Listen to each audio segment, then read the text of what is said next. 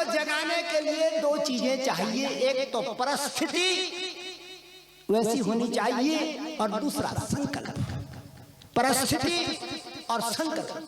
जैसे परिस्थिति आज क्या बनी है कि मेरी बहनों ने, मेरे भाइयों ने मेरे को यहाँ बिठा दिया। यह परिस्थिति बनी है कि मैंने देना है और मेरी बहनों ने लेना है। अरे नालायक, तेरे पास है भी कुछ या नहीं? क्या तू आत्मा का भंडारा देने लायक है भी या नहीं? शरीर का भंडारा तो खा के आई गई है, आत्मा का भंडारा कौन देगा? तो यहाँ पे कौन शरीर काम करता है बिटिया? तीसरा शरीर, जिसको कहते हैं कारण शरीर। कारण शरीर में परिस्थिति और संकल्प, ये दो काम करते हैं। इसीलिए जिसको आप व्यास गद्दी पर बैठाते हैं, उसके संकल्प को जागृत करने के लिए हमारी पुरानी माताओं ने एक तरकीब करी है, छोटी सी। क्या तरकीब करी है? जिसको भी अपने घर में यज्ञ, अनुष्ठान, हवन, पूजा इत्यादि के लिए बुलाते हैं, सबसे पहले कहते हैं, अरे भगवान जरा इधर लाना धागा, इधर धागा ला, उनके हाथ को ऐसा बांध देता हूँ। ये धागा बांध दिया। अब है तो धागा ये 2-4 रुपए का ही, लेकिन काम करे अरबों खरबों का ये संकल्प का धागा खोलता है हमारे अंदर के खजानों को। ये संकल्प का तागा जगाता है सोए हुए इंसानों को। ये धागा संकल्प का प्रतीक है। ये धागा प्रेम का द्योतक है। ये धागा अपनत्व का निशानी है। तो जैसे ये धागा बनता है, तुरंत आदमी कहता है अपना है, अपना है, धर्मराज है। अरे नालायक, धर्मराज ने यज्ञ लगा दिया, बहुत बड़ा यज्ञ लगा दिया है। अनंत माताएं भोजन जीम रही है, और जो दिख रहे हैं और जो नहीं दिख रहे वो आ रहे हैं मंडप की ओर। धर्मराज ने अपना काम कर दिया, अब बारी है करने वाले की। तो मेरी माता, ये धागा मनुष्य के अंदर के सोए हुए प्रेम को जगाने में सहायक होता है।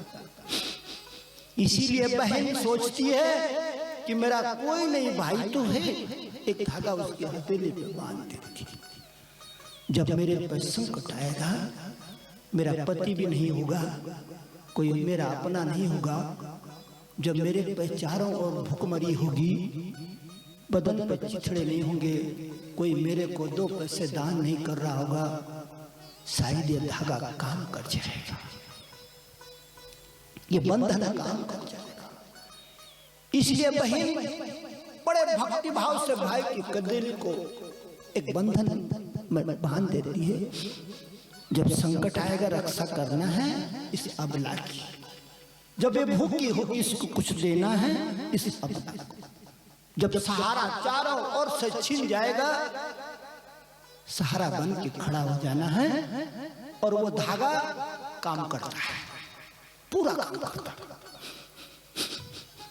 इसलिए पुरानी माताएं कहती हैं, ये धागा नहीं है, ये तागा नहीं है, प्रेम के बंधन,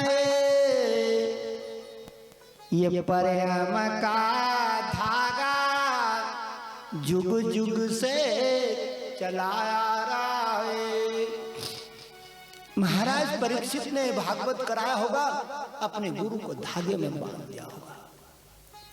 जनमेजय राजा ने भागवत कराया अपने खेत खलियान में, वैशंपायन ऋषि को अपने हाथों से बांध दिया। तो मेरी बहनों, ये जो तीसरा शरीर है, कारण शरीर, ये परिस्थितियों और संकल्प से जागता है, और ये जाग जाए तो ये सेंग लगा देता है माता के 14 भुवन में। माता के 14 भुवन होते हैं, धीरे धीरे आप उनको पढ़ेंगे समझेंगे। तो ये तीसरा कारण शरीर माता के 14 भुवन में सेंग लगा देता है, यानी पट खोल देता है। बंध गयो रे, बंध गयो रे, प्रेम के धागे में बंध गयो रे, बंध गयो रे, बंध गयो रे, प्रेम के धागे में बंध गयो रे, बंध गयो रे, बंध गयो रे, प्रेम के बंधन बंध गयो रे, बंध गयो रे, बंध गयो रे, प्रेम के बंधन बंध गयो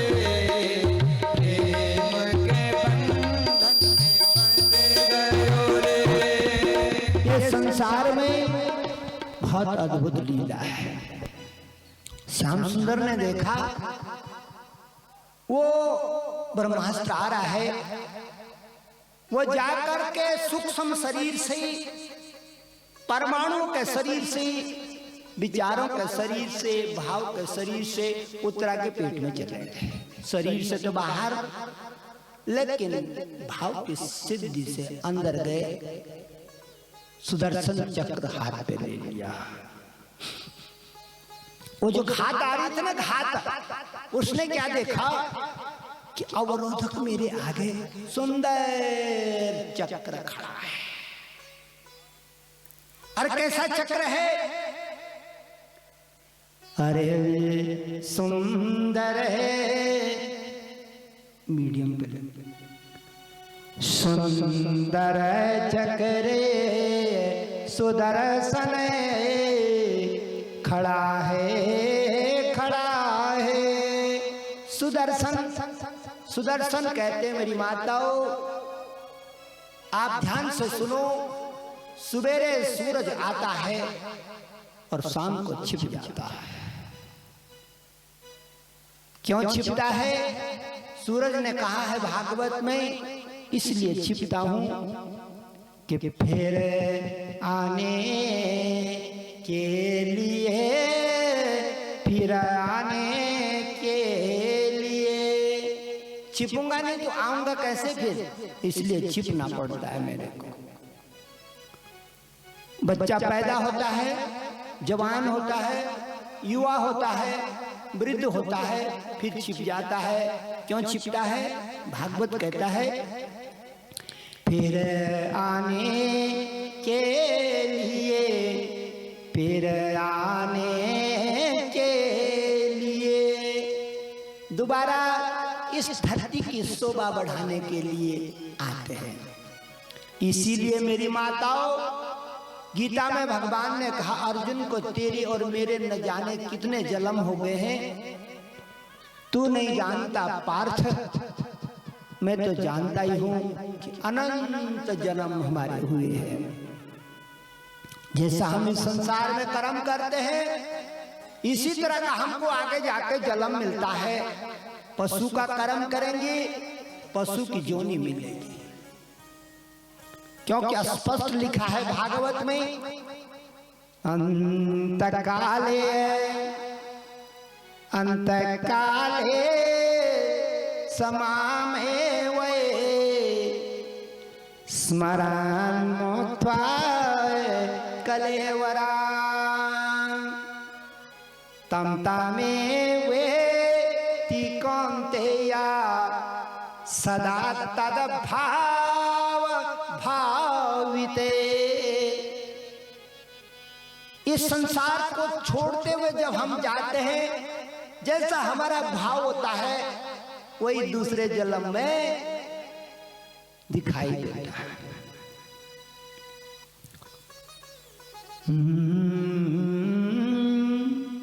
श्याम सुंदर कहते हैं, ए उत्तरा, तेरे गर्भ की रक्षा तो हो गई, लेकिन ये बता, अब मैं तेरे है तो तू बेटी, उत्तरा उत्तरा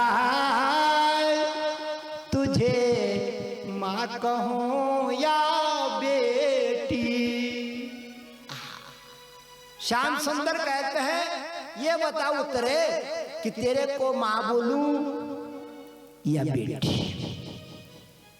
उसी दिन से मेरी माताओं, माँ में बेटी की शकल दिखाई देती है, और बेटी सामने खड़ी हो जाए तो माँ का रूप दिखाई देता है। बाजे बाजे को माँ मर गई है, लेकिन जब उसकी बेटी सामने आती है तो फिर जिंदा दिखाई देती है। कौन आया है? जो माँ तो मर गई थी, उसका नूर तेरे आगे आया है, इसीलिए वो निछावर हो जाता है और कन्या को कुछ देना चाहता है। माँ का रूप है, माँ चली गई, अपना मुखड़ा छोड़ गई, अपना कर्म छोड़ गई, अपना आशीर्वाद छोड़ गई, अपना सब कुछ छोड़ गई। माँ गई, बेटी के रूप में प्रकट हो जाती है। फिर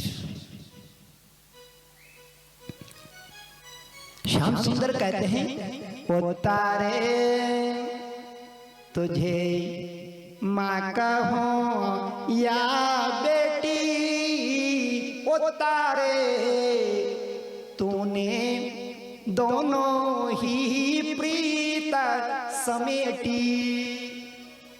हे उतारे उत्तर दे, हे उतारे उत्तर दे। उत्तरा को बार बार कह रहे हो, उत्तर दे पहले, मैं तेरे गर्भ का चक्कर लगा के बाहर आ गया। तुझे माँ कहूं या बेटे, तूने दोनों ही प्रीति समेटी। उत्तरा रोने लगी। उत्तरा कहती है, नारायण, हे गोविंद, हे जनार्दन, कन्या को कन्या ही रहने दो। बाप का छत्र छाया नहीं उठना चाहिए मेरे ऊपर से। जिस कन्या का सर से पिता के छत्र छाया उठ जाती है, उसका कोई नहीं होता। वो अभागन, पिता बहुत बड़ी चीज होती है। उत्तरा कहती है, पिता तो बहुत बड़ी चीज होती है, पिता का दर्जा ऊंचा है।